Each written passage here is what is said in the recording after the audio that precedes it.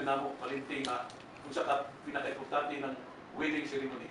Hindi mong pagpakita ang mga milagro ng 30 na banga unang tubig ihimo nimo bino ang pinakamahal na bino sa kalibutan. Sa Lord, amo yung gitimanan kung sa yung importante ng kasunod. Nalong i-attend ka, analik ka ng panaan na sama na panaan nimo na umiyon ni love your God with all your heart, with all your soul, with all your mind, with all your strength. Number 2, namutana yung mga disipulo, Lord, kung saan ang love your neighbor, kung saan may meaning, anak. Kanang love your neighbor, kung saan ang pinaka-importanting balaod sa Diyos, na di yun na ito kalimtan. Na ato yung dili yun na mahing dili tabangan. Ang iyong balaod, may sunton yun, Lord. Sama kung sa kung without you, we are nothing. Isa pa kung saan ang paningkamot ng kalibutan.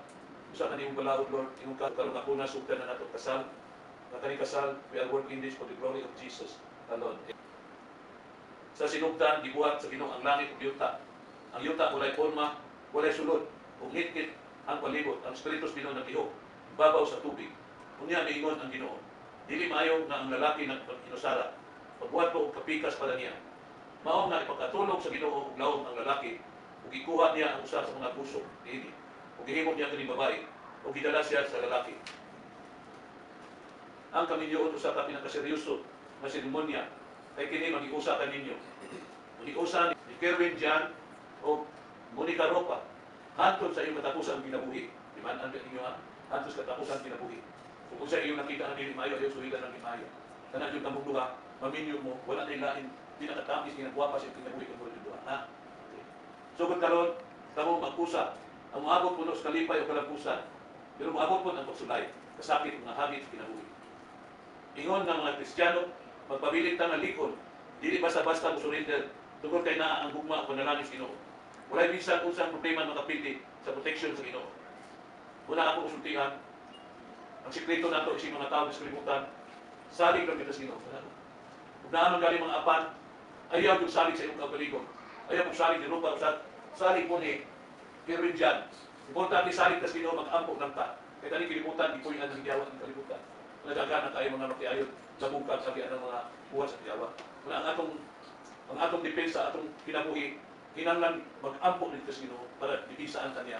Maayo ka, faithful ka, righteous ka. Tao, siya na yung trabaho ni mo, dili ka mag-faithful ka. Yung Christian, yan ka ba na walay pagpugos? Aron po ako si Monica Rupa, na mahimong imong asawa, subay sa sukos Ginoo, wala ka milyon. Ano may kupir? Gusto ba ka? Oo. Oo. Gusto ka kalong ka sila? Oo. Oo. No? Isang may witness na ito, ano? Monica Rupa, yan ni bakang na walay pagpugos, aron po ako si Kerwin Jan, na mahimong imong bana, subay sa sukos Ginoo, wala ka milyon. Anak gusto.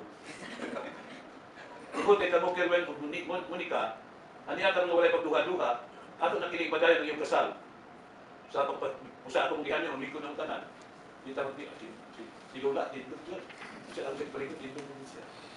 Niya kini aron sa paghalad sa simbahan ngadto sa Dios, human niya kini mugasi sa tubig uban sa pulong. Sa limoni itipon sa iyang asawa ug silang duha mahimong usa. Amen.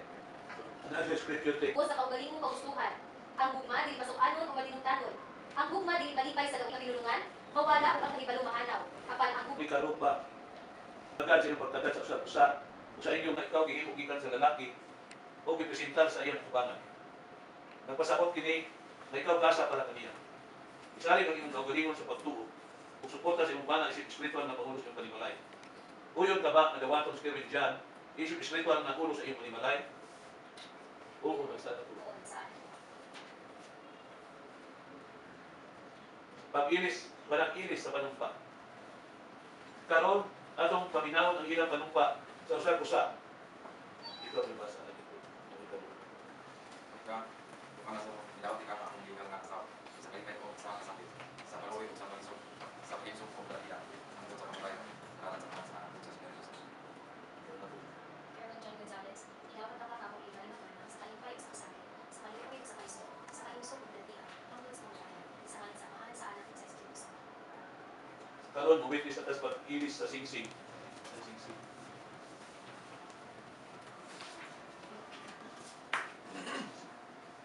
Karon, atong saksihan, ang panag-ilis nila ang singsing.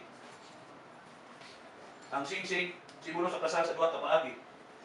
Ang gulawan na presenta sa kalipyo kamatinan-anon nga gugma.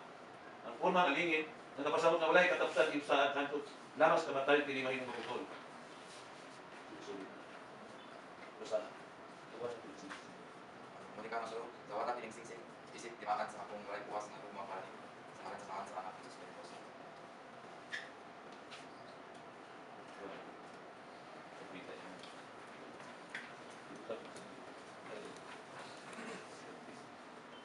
Kevin John Gonzalez, dawat aking siksing isip timaan sa akong walay bukas na luma para nimo. Sa ngalan sa Amahan, sa Anak, ug sa Espiritu Santo. Paghatag sa salapi, kini mga sinsilyo, simulo sa panalangin sa Ginoo, nga magpadayon sa iyong panagkuban. Dawatan din isip timaan, na iyong panalangin kamot usana.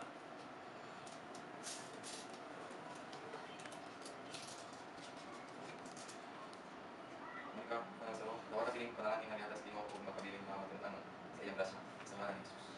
Didawat na Kevin John Gonzalez, didawat na ko kini nga singsingyo upang sa akong pagtulog sa ngalan ni Jesus. Paghatag sa Biblia ito.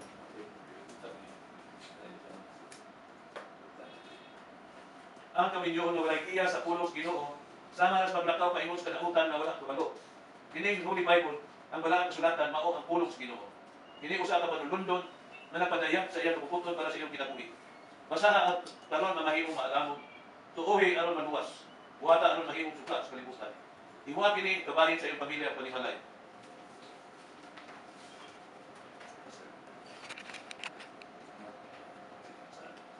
Iharap na ako ang among kagalingon isip pamilya sa Ginoo. Nagatuo kami sa Biblia, isip pulong sa Ginoo, o pundasyon sa among pagtulog ng Kristo Jesus. Ikang karong adlaw, among isalig na among kinabuhi ngadto sa Ginoo. Tambag sa mga ninong ug ninang. Ug kamo mga ninong ug ninang, isip iyong suporta sa mga tiayon. Tabagan ko kamo nga kanunay nga andam tabang sa espiritual, moral, ug pinakamaayo nga paagi. Iyan ko sila ng mga puson sa ilang pagminyo. Nagsaan ba kamo? Oo, natarupa. Nagtugod sa ilang kaugalingon, napakaslan, ug napahiyag sa ilang saan at tubangan sa Ginoo ug sa mga saksi. Ug pinaagi sa damo, naghihatag sa ako ang isip mayon sa Daplin sa Dipolo o sa Balaod sa Pilipinas. Ako karong adlaw sa July 20, 2025, nagpahayag na kamo usa na kabana ang kasawa. Sa ngalan sa Amahan, sa Anak, ug Espiritu Santo. Pagpapuno kayo. You only now taste the bride.